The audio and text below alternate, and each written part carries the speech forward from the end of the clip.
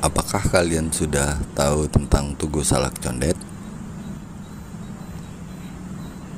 Ini adalah kisah Sade, seorang anak umur 6 tahun yang terkagum-kagum akan keberadaan Tugu Salak Condet.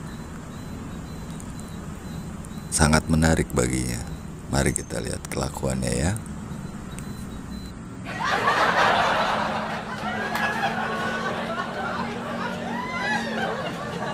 Mana Sade?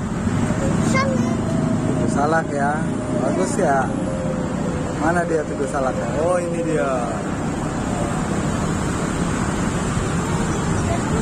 Iya dalamnya.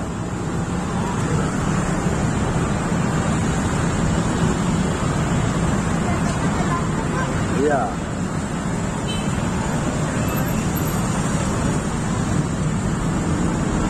Oke.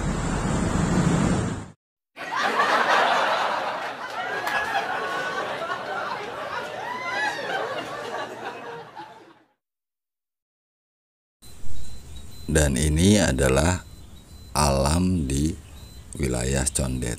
Tempat keberadaan pohon-pohon salak itu berada di pinggir Sungai Ciliwung ini sekarang. Semoga kita bisa saling menjaga ya.